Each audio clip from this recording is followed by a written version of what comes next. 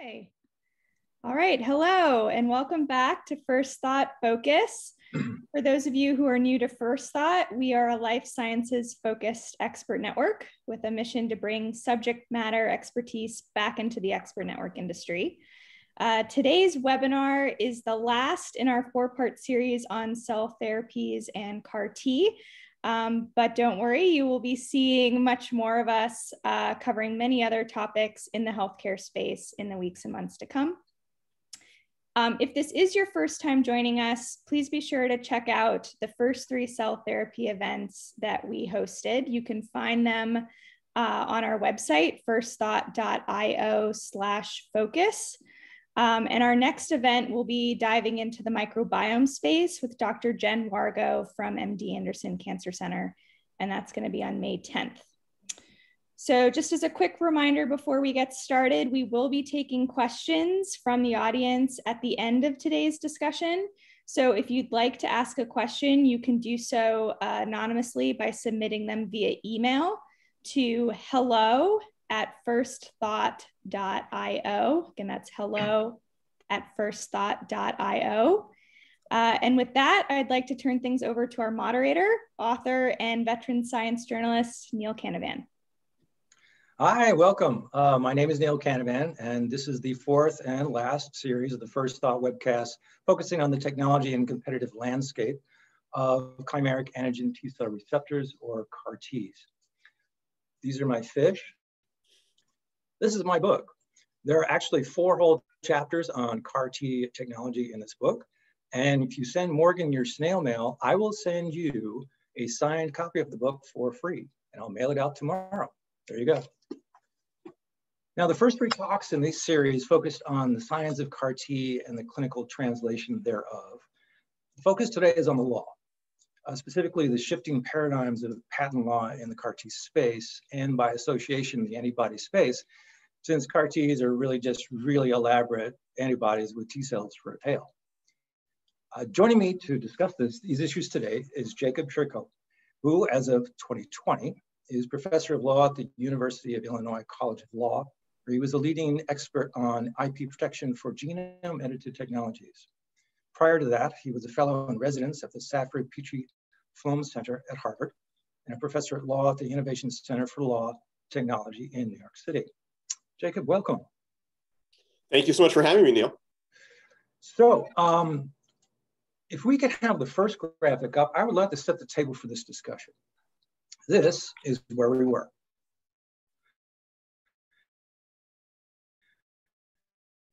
This simple cartoon was done for me by CAR-T cells. This work was carried out at the MCI and Steve Rosenberg's lab in the late 80s.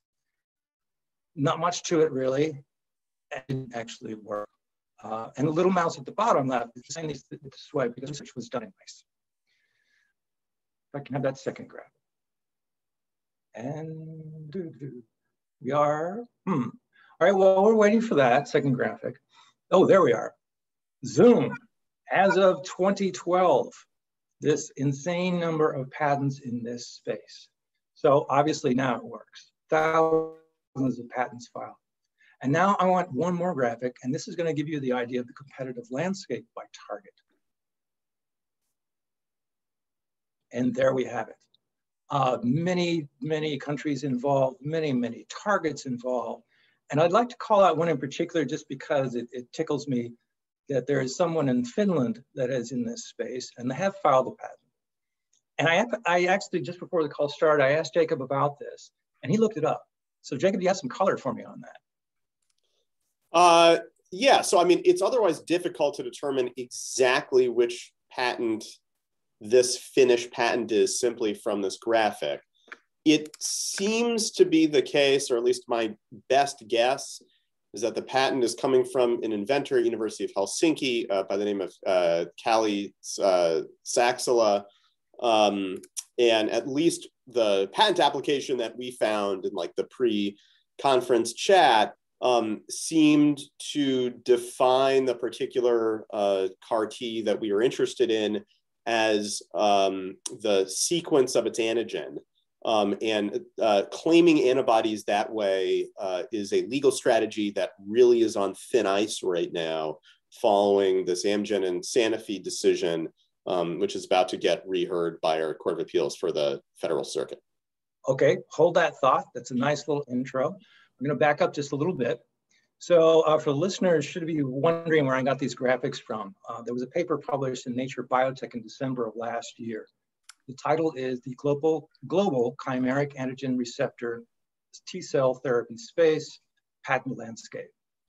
And Jacob, to be clear, you're not a copyright lawyer, right?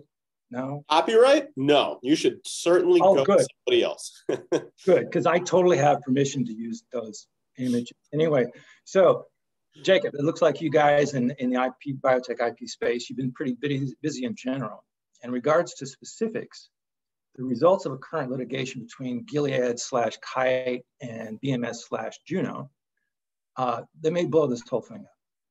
So since that is the elephant in the CAR T room, let's dive right in for that. What is the scientific issue at stake here? What's the problem? Yeah, so right now, maybe the most significant patent CAR T dispute we have is between Kite and Juno, following a patent infringement trial that both companies waged against one another in the district court. This is now on appeal to the appellate court. The appellate court is called the U.S. Court of Appeals for the Federal Circuit. And we're all the briefs are in. We're essentially waiting on a date at which point the oral argument is going to happen. That sounds like that's not a big deal, but scheduling oral arguments among very busy lawyers and judges, not knowing whether or not we're going to be allowed back in the courthouse or not, has otherwise been challenging. With respect to the actual merits of the dispute itself, the case principally concerns one particular patent doctrine called written description.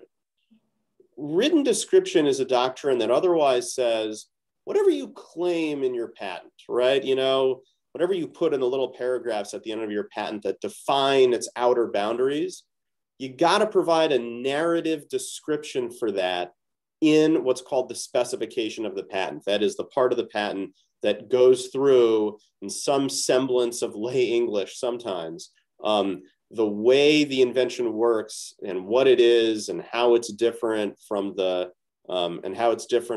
prior art. The question, the kind of evolving area of the law is, well, exactly how much do I need to describe? Do I need to describe every particular iteration of the technology? Do I need to describe a representative embodiment of the technology? Do I need to describe only that which I actually invented? Do I need to describe what a person having ordinary skill in the art would otherwise recognize as being possible?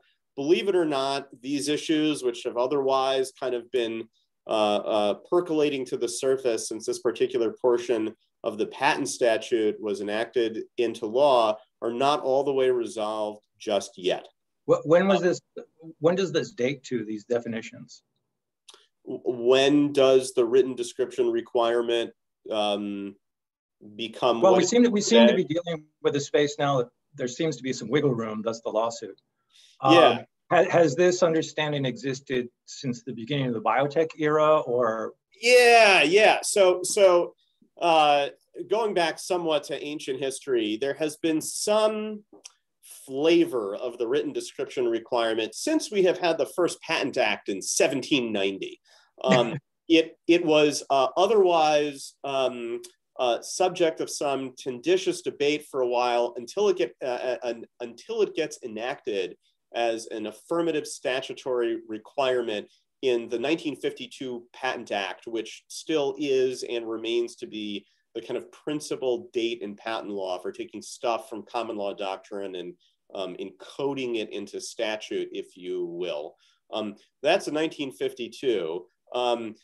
Back in the dark ages of biology, when we were still having a lot of difficulty just kind of sequencing basic things, courts kind of gave a bunch of biotech inventions a pass. And this included antibodies, somewhat shockingly, right? You could claim an antibody by saying, well, it's the protein that binds to X, which isn't that kind of crazy, right? This is essentially how scientists think of antibodies, right?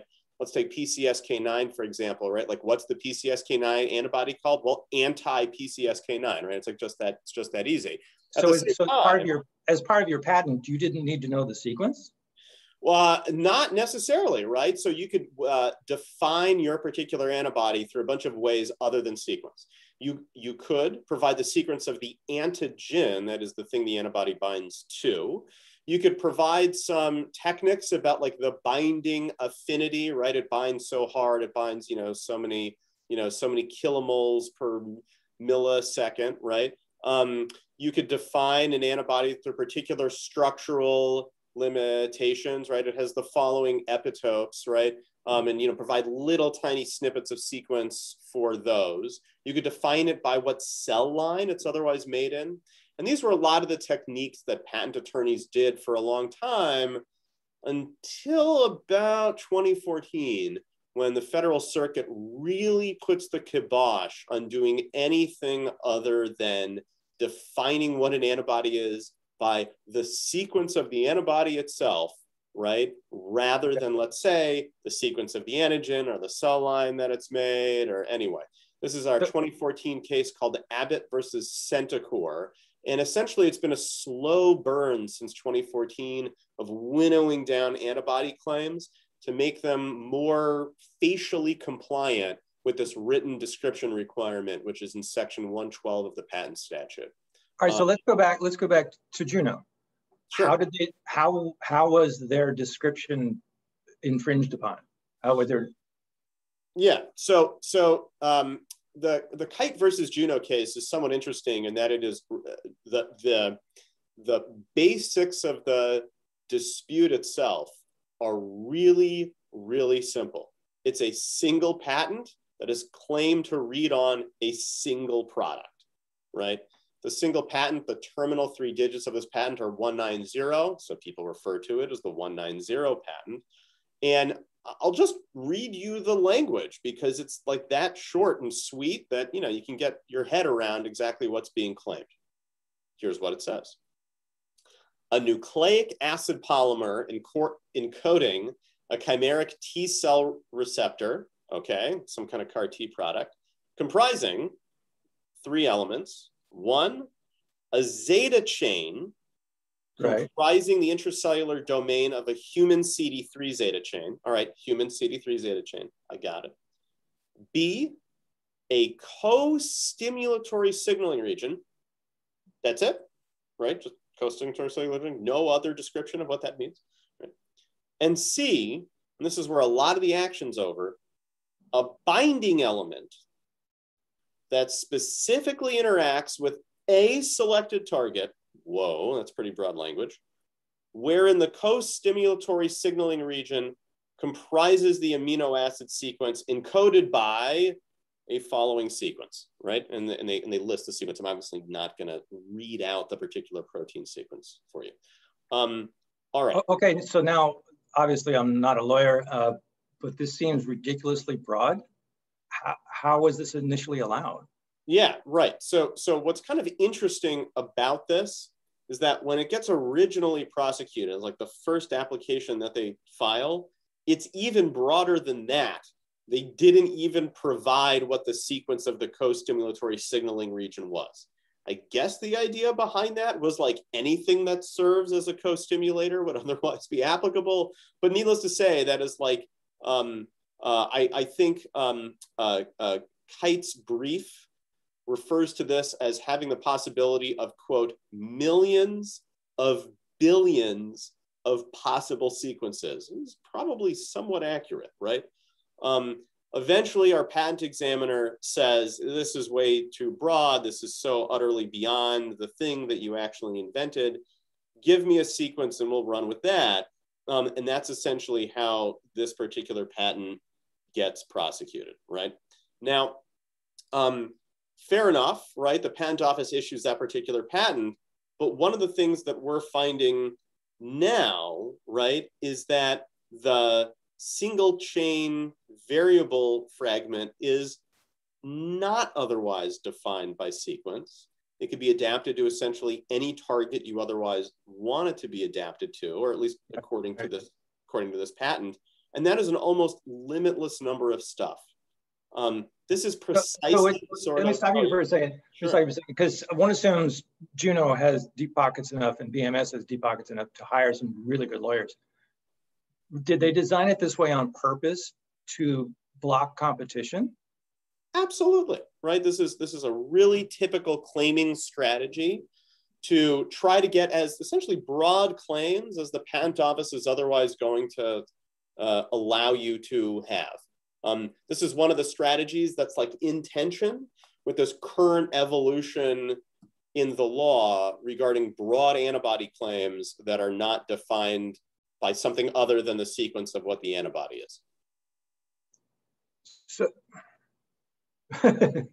so if they had actually put the sequence in, which as someone with a science background, I would have expected, that would have narrowed their claim, and they didn't want to do that for business reasons. Exactly.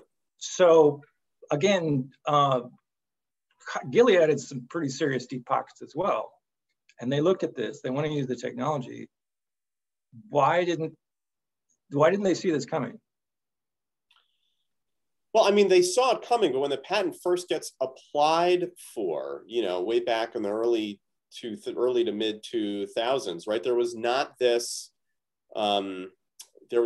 yet this shift in the law to suggest that antibody patents that do things other than claiming the specific antibody sequence are going to be rendered invalid by the Federal Circuit. Like I mentioned earlier, the real shift in making Section 112 and the written description requirement apply to antibody patents doesn't really start to take off until 2014. This is long after this 190 patent had originally been applied for. So, part of the problem in patent claim drafting is, on one hand, you want to get the broadest patents that the patent office is otherwise going to allow. On the other hand, if you get them so broad, there's a future shift in doctrine that's going to render them to be invalid. It's kind of tough predicting exactly what that's going to be. There's a Wayne Gretzky problem to this, right? Like, you have to find a way to both skate where the puck currently is and also where the puck is going to be. If you only skate where the puck is going to be, you're leaving dollars on the table for your client, and that's bad, right? Also, if you only skate where the puck currently is, you're probably going to be faced with the situation that Kite is being faced with now, and Juno. So feeding into this, there was a precedent, I think, with the Amgen Sanofi that you mentioned, the PCSK9. Can you give us just a flavor of how that was settled, how it came about, and what was established? Sure. So this case is still currently being litigated. There's a major petition for the full court to rehear the case. We're going to see what ultimately comes of that, right? In our Amgen PCSK9 case, this was a dispute concerning Amgen's anti-PCSK9 drug against Sanofi's anti-PCSK9 drug. You'll have to forgive me. One is Repatha, one is Praluent, and I always get which company is making which drug mixed up, something that you could easily Google now. But anyway, right? Amgen's patents claimed an antibody that bound to PCSK9 by a particular PCSK9 sequence. Okay. So it's essentially any monoclonal antibody that could bind to PCSK9. And so if you have even a tenditious understanding of immunology, you'll know that that could apply to, I don't know, hundreds of thousands, if not millions of possible antibodies out there. This is something that the Federal Circuit said, well, hang on a second. You don't describe in your patent like all of the million antibodies this could possibly apply to. And therefore, there's a possibility that your patent falls afoul of this written description requirement. Our Federal Circuit in the first Amgen versus Sanofi case said it is like claiming a lock with a million keys to it, right? You know, that seems to be a particular problem, right? This decision, right? There's also a second Amgen versus Sanofi decision that concerns a related requirement in section 112.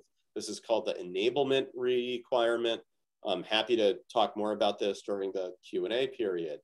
But this poses a problem for the Juno patent that we otherwise have, which similarly does not claim the particular, does not claim the particular CDK protein to which the CAR T binds to, but rather just like a binding element, and here's what the sequence of the co-stimulatory region is, right? That's probably not enough, right? And so depending upon how this Amgen versus Sanofi case gets resolved, it may have a lot of bearing, and I'm confident it's going to come up in oral argument to our Kite versus Juno case. It may have a lot of bearing on how our Kite versus Juno CAR T dispute gets resolved. Okay, so as you mentioned, the Juno Kite thing is already on appeal, meaning someone won the first round, which I think was Juno. Were you surprised that they won? No, not really, right? I mean, so generally speaking, right, so every patent case turns on two principal things. Thing number one, do you infringe? Thing number two, is the patent actually valid or not? With respect to infringement, it was kind of beyond dispute that Kite's product infringed. There was a long history of Kite trying to license the patent from Juno, of Kite finding that this was the only co-stimulatory region that was the same, that was actually going to work. And I think it's really difficult to convince a jury, yeah, we try to license the patent, but we don't actually infringe it, right? Like I just think generally speaking, juries are a little bit skeptical of claims like that. So infringement was never really going to be like a serious issue. The action was on whether the patent was valid or not, right? And despite this movement in section 112, the standard for invalidating a patent at trial is clear and convincing evidence. Was there clear and convincing evidence that this patent was invalid because it didn't sufficiently describe the full scope of the claims? I don't know, right? The moving average is against the accused infringer for cases just like that. And in addition, district courts tend to, all things being equal, err on the side of validity when faced with issues like that. So I wasn't super surprised that Kite was ultimately tagged with infringement, at least at trial. When damages came about, I thought the damages verdict was surprisingly high. And the finding of willfulness seemed to be somewhat at odds with the way that things typically go. Let me just give you a little color on that, because you've been tossing around the concept of intent. And so the original award, BMS received $752 million. And then not long ago, a US district court bumped that up to $1.2 billion, citing the fact the infringement was, quote, willful. So two questions related to that. How did he determine this action was willful? Yeah. So willful infringement. And then sort of, let's go with that. Sorry, Neil, can you just try me one more time? I think you just cut out a little No, bit. It's fine. It's just how do you determine willful infringement? Yeah. Willful, like the word willful, when it comes to infringement, is a term of art in patent law. And post this relatively recent Supreme Court case, I think it's 2016, called HALO, right? Willfulness or willful conduct is what lawyers would call a subjective inquiry. That is, we actually are trying to look into the mind of the accused infringer. The question that we want to know, right, was, did the infringer actually think there was a likelihood they were going to infringe the patent? And did they do it anyway in a manner that was akin to, and I'm using the language from the Supreme Court opinion here, a quote, wanton and malicious pirate, right? I don't know, it makes me want to get the parrot on my shoulder and don my Jolly Roger hat, right? Anyway, right? So one of the pieces of evidence that came out of trial was that despite the fact that Kite was otherwise unable to license Juno's patent, they went ahead and used the same co-stimulatory region anyway. And so our district court says, well, that seems to be willful, right? An objective likelihood of infringement is actually not what the standard is, right? If I try to license a patent and I fail, right? And I'm like, all right, well, maybe there's a chance that we're not going to infringe. Maybe it's really invalid, right? That's evidence. I'm not saying it's, watertight, but that's evidence that could go toward the willfulness inquiry. And it seems like the district court just kind of like adopted that behavior lock, stock, and barrel as otherwise coming in within willfulness. That seems somewhat at odds with like what Halo, the Supreme Court case on willfulness, was actually about. So we'll see what the Federal Circuit does with it going forward. I would expect that we'll probably see that to the extent Juno wins. I don't think it's likely that they're going to win the validity issue, but to the extent that they do, I imagine we'll see a reduction in the damages award, at least for Kite. Okay, now I do know way more about the science than the law, and thank you for reading the description of the patent. Was really quite interesting, so bizarrely short. It sounds to me like if the Juno patent is upheld, pretty much everyone in the CAR-T space is going to be in violation. It depends on what sequence you have for your co-stimulatory region, right? I mean, like that's essentially what it's going to turn on, right? And so to the extent that you're using a co-stimulatory region that otherwise has, close homology with sequence ID number 6 in the 190 patent, then I would imagine Juno, or whatever's left of Juno now, if there's any people from Juno on the call, like sorry, not sorry. Whatever's left of Juno right now, like imagine they'll come after you. To the extent that you develop a co-stimulatory region that otherwise seems to, be not super homologous, and I don't think there's like some specific percentage of homology that you need to have. It's not listed in the particular patent, but I mean, if it seems like it's non-homologous to sequence ID number 6 in the 190 patent, then at least with respect to the 190 patent, you're in the clear, right? Okay, so I just want to give a little more color to those who may be new to this space of how complex and how expensive this can get. Zele Eshar, the father of this CAR-T thing, he was also the architect of the Kite construct. And in 2013, he made $70 million in stock options when this thing traded to Gilead. So not long after that, Gideon Gross, who was a PhD postdoc in Escher's lab, who actually did most of the work, he sued Escher for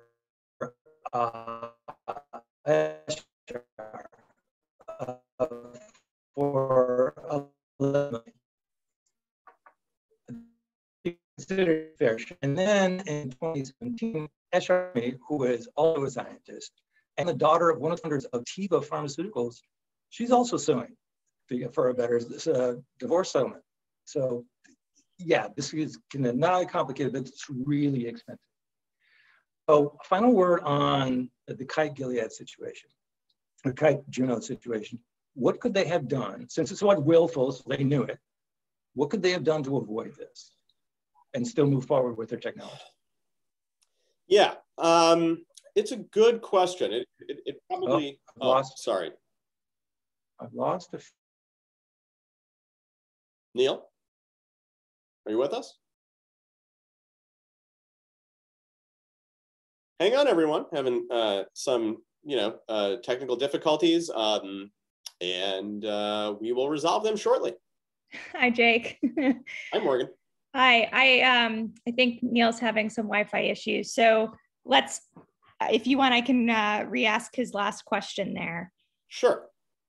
Okay. So I think it was, what could Kite Gilead do to stay, or what could they have done to stay out of trouble? Like, in theory, if they could like rewind the clock, what should they have done? Right. Yes. It's a really good question. So one of the things that I mentioned earlier, right, is like they tried to license the 190 patent from Juno, and we have some evidence at trial suggesting that that's true.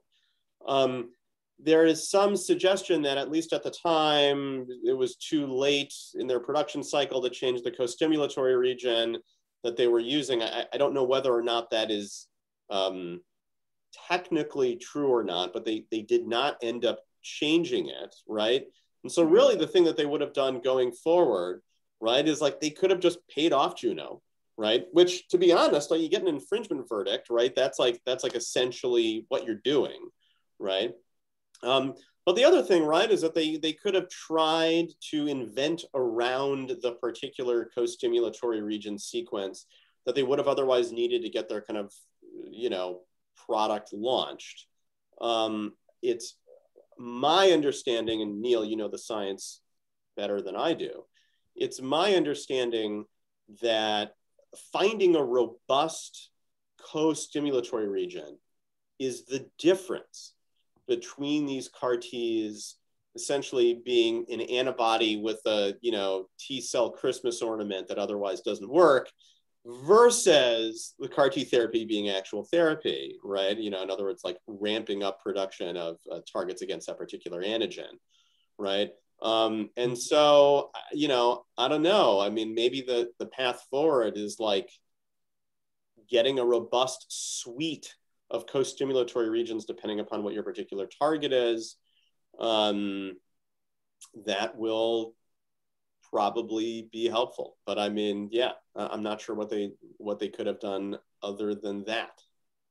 Okay, now I'm going to assume there are representatives of much smaller companies than BMS and Gilead on the line, looking for some useful advice.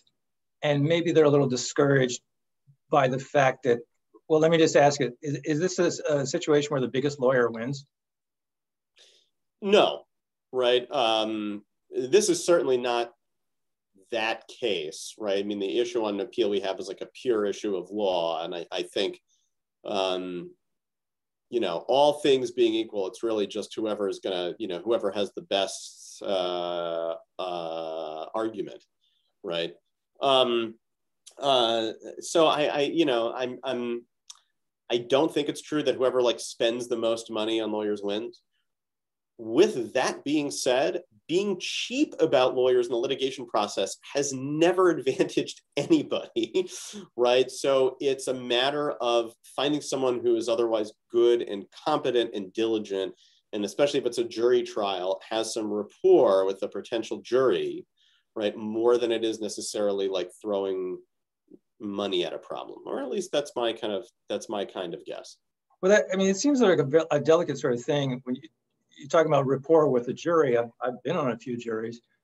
If you're talking about something this complex with just a jury of your peers, I mean, you could spend days just explaining to them what the issue is. So you need expert witnesses too, as well, I would assume. Oh, yeah. Right. I mean, generally speaking, it's the expert witnesses who testify to the scientific techniques behind whatever it is that is being litigated. But I mean, it's the attorney's job to even further translate that into whatever you want to call it, lay English for the jury to take home with, right? I mean, that's the way that we do patent trials in the United States, no matter how complex the particular technology is, right? And so finding someone who can take something as complex, right, as scientifically complex as CAR T therapy, right, like requires some knowledge of basic immunology, requires some basic knowledge of the way that antibody manufacturing works, requires some basic knowledge of like, I don't know, functional protein engineering, and trying to put that all together, right? I mean, that's what good patent litigators do. And they are worth a lot, but it's not like, paying a lot for them is necessarily going to be the key to winning or losing, right? Yeah. Okay. For our listeners, in 10 minutes we're going to Q&A, but I'm gonna jump the line here. Someone I know quite well in the CAR-T space has just sent me a text for a very specific question. So I'm gonna go ahead and throw that out now.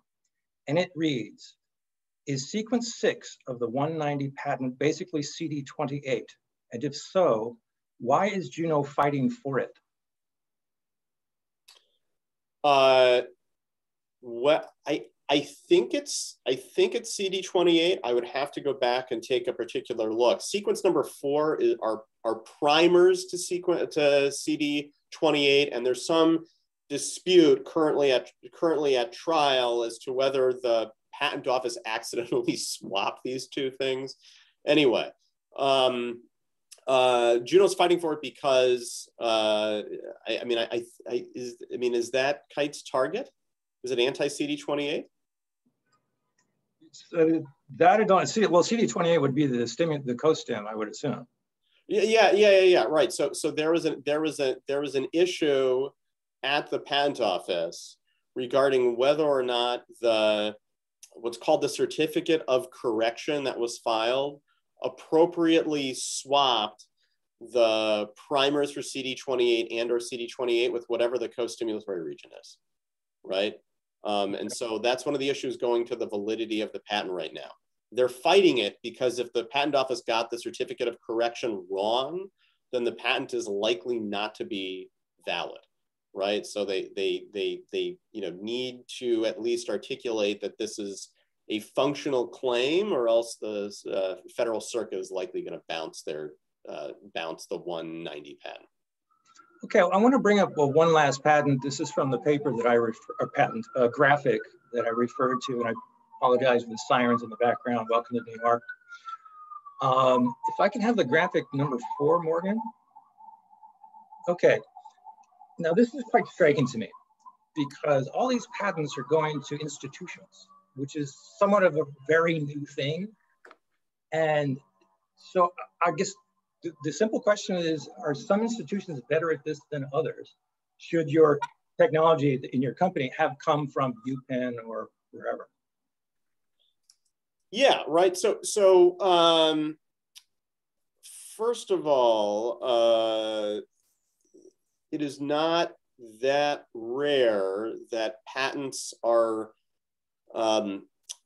that the original assignee listed to patents are, the major research institutions we have here in the United States. This is essentially the purpose and the function of the 1980 Bayh-Dole Act, which allowed recipients of federal funding to otherwise patent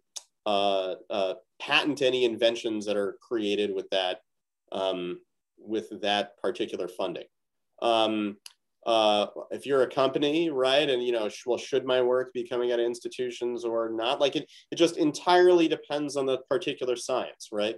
There's some really amazing startup companies out there that are trying to out-license their particular patents, and if you think that's the technology that is otherwise going to work for you, then like that's what you should go toward, right? If you think that there's some professor out there, who's doing some really interesting work or has a startup, and that startup is trying to out-license their patents, then that's the place that you should look toward.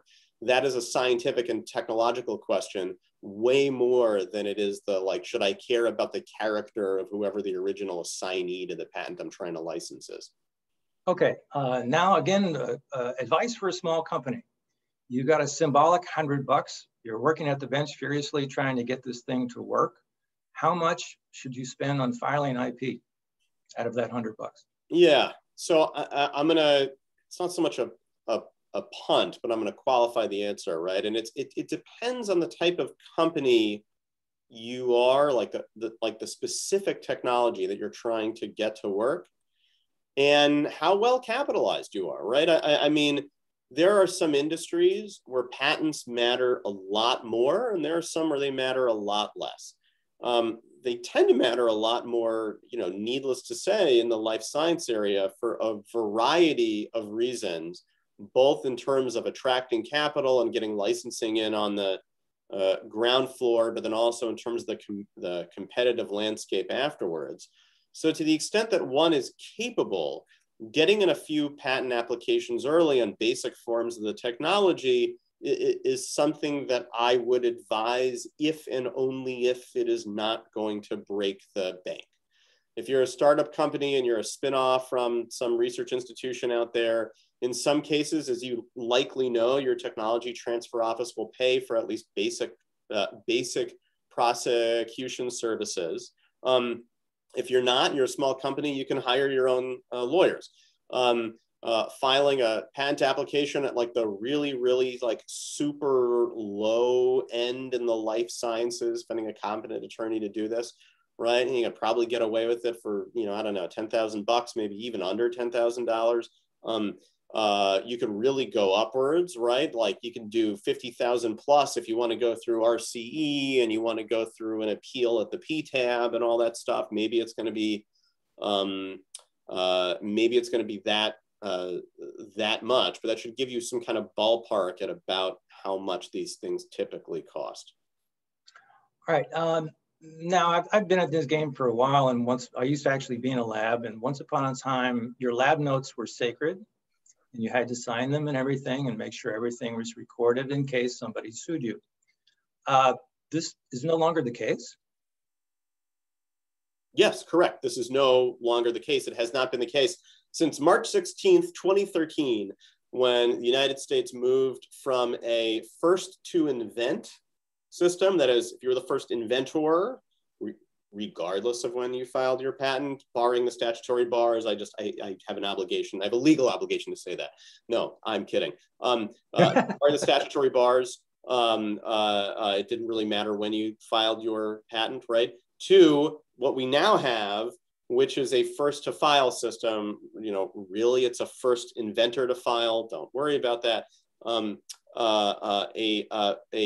first to file system such that, needing to get, like in the old Bell Labs days, needing to get a notary to, sign your lab notebooks before you go home at night is just like utterly meaningless. The name of the game now is not documenting stuff that happens at the lab. It's getting your patent application on file, whether it is a provisional application or a non-provisional application. It's about being there first that matters. Okay, I'm going to open it up in just another minute. We have a couple of questions in the queue, but as you were speaking, it occurred to me, is this race to file, if you will, was that the foundation of the CRISPR suits? The current suite of CRISPR-Cas9 patent interferences that at least I myself have the joy of watching, right? Some people watch Project Runway. I check the PTAB docket, right? Oh, you're a sick man. The current suite of CRISPR-Cas9 patent interferences that we have, the applications, or almost all the provisional applications at the very least, date themselves prior to this magic March 16th, 2013 date. And by virtue of that, come under the first to invent system rather than the first to file system. So things like lab notebooks and stuff like that actually do matter. The world awaits inventor testimony soon. If you're following the CRISPR-Cas9 thing, that's the thing we've all been waiting for, getting Doudna and Charpentier and Feng Zhang on the stand to describe their lab notebooks and exactly what happened when. Which will be interesting if you get all three of them in the courtroom, because two of them will be wearing Nobel Prizes. Anyway, Morgen, we have some questions. Would you like to join us? Yes, thanks, Neil. So I'm going to jump around in the queue to stick on the CRISPR topic. So we did have a question come in about Sangamo's ownership of much of the IP for CRISPR-Cas9 that's being used in companies like CRISPR Therapeutics, and when you might think, Jake, that this will actually come into play. Yeah, so it's been a while since I've taken a look at the Sangamo estate. There was a period of time, at the very least, where Sangamo's claims were like, oh, the genome editing patents that we have cover CRISPR-Cas9. And at least in my reviewing of the claims, like they seemed like they specifically covered the ZFN technology and like not actually CRISPR-Cas9, like it was a marketing ploy. That being said, I think some of the newer applications that Sangamo has, it does in fact cover some variants of CRISPR. I would imagine that this would really come into play after we get our first CRISPR product approved.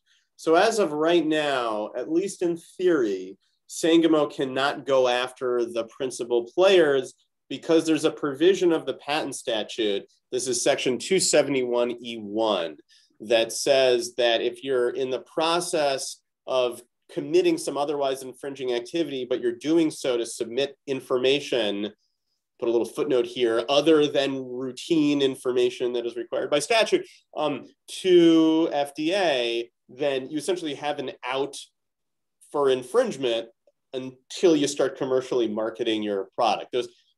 This particular provision of the patent statute, again, this is section 271E1, is complex, and the full contours of it have not otherwise been fleshed out yet. But to the extent that it is likely that Sangamo's current newer patents would otherwise read on some of the technology that's coming out of CRISPR Therapeutics or Intellia, or for that matter, Editas, right? I imagine we'd start to see this kicking in a high gear once either approval happens or we're on the cusp of approval.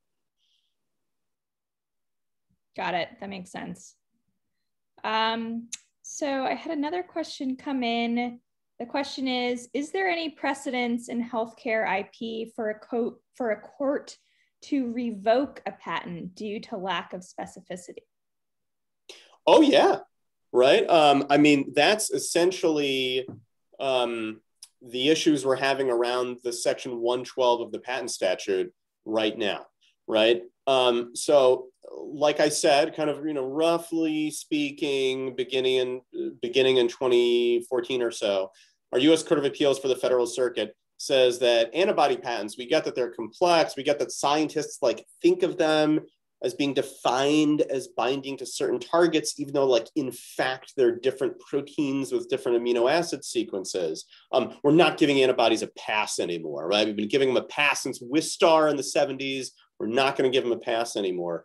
And so the Federal Circuit has been on a slow but steady march in validating a bunch of these antibody patents for, to use a lay phrase, a lack of specificity in this particular aspect.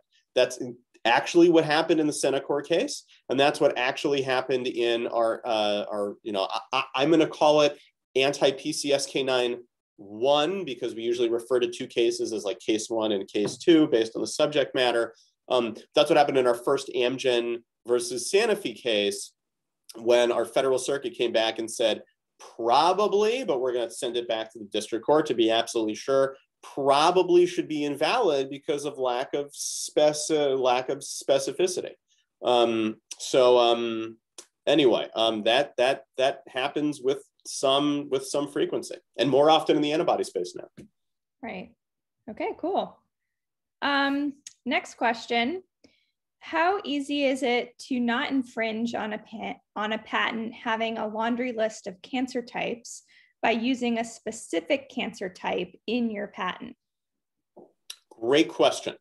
I'm going to answer it the like super technical way, and then I'll answer it in maybe a way that hopefully sounds like English, right? To the extent the claim is a closed Marcouche group, then just pick something outside of the group. Don't infringe, right? All right, what the hell did I just say, right? All right, you have some patent claims that say things like, a method of treating cancer wherein the cancer is composed of one of the following cancers, right? You know, head and neck, you know, esophageal liver, stuff like that. That, you know, wherein the thing is composed of one of the following laundry list of things, in patent law parlance, it's called a Markush group, M-A-R-K-U-S-H, named after a case in Ray Markush, which allowed that kind of like picking and choosing in claim language, right? The question is whether or not that is a open or a closed group. If it's an open group, right? If I'm just like, it's going to treat cancer, which includes, but is not limited to one of the following things, then just picking something outside of that list does not necessarily mean you're not going to infringe. You're going to have to jump through a bunch of other hoops to figure out whether or not you infringe. The answer still may be yes. The answer still may be no. To the extent that's a closed universe of things, like it must be one of the following things, right? Then indeed, picking something outside of the list means that you do not infringe. Determining whether the list is open or closed is, believe it or not as easy as it sounds. It depends on how the court is going to interpret what's called the transition language. The transition language is the prepositional phrases that come before the colon in a Markush group. They are things like comprising of, or consisting essentially of, or including but not limited to. And so there is, I almost want to turn my virtual background off. Believe it or not, there's an entire treatise devoted just to transitional language that I have on my shelf right now that we can go through and figure out whether you infringe or not. But yeah, that's how one would go about determining that. If you're curious, it actually is probably worth me mentioning this. The name of the treatise is called Claim Construction in the Federal Circuit. And the most recent edition, I think, is still by Ed Manzo, who's been doing this for like 40 solid years. You could purchase it through the AIPLA bookstore. Actually, the movie came out at Netflix about a month ago. Oh, God. So, yeah. Yeah, sure. Yeah, that's what people want to binge watch. Who knew? Who knew prepositions could be so important? Millions upon millions of dollars have turned on things like did the transitional language say comprising or consistent or consisting essentially of? Seriously. Wow. All right. Well, the next question we received is, are there any systematic methods to comparing patents in the life sciences to determine if there are potential conflicts? What a great question, right? So I think to a certain extent, the thing that one wants to do is what's called like a prior art search. Like you've got a patent application. Is there another patent or patent application that's going to interfere with my ability to prosecute this patent application? Doing that, like if you were to ask a patent attorney to do that, the thing you're asking the patent attorney to do is called a prior art search. Right. Prior art searches are like wine, right? You could be super cheap about it. You know, you could get some rot gut done that, you know, like gets the job done, but is super cheap. You can do a prior art search for like a couple of $100, right? Or you can get like a full-blown freedom to operate letter where someone goes through all the prior art and all the lab work that's being conducted right now and does a testing of the accused infringing instrumentality and goes, you know, element by element to see whether someone infringes or not, right? Some of those FTO letters could be thousands of dollars. I've seen some, I've worked on some that are tens of thousands of dollars. I have heard, and I don't think it's apocryphal, I think it was in fact true, about some of these FTO letters that have eclipsed the 100K range. So once more with feeling, just like wine, right?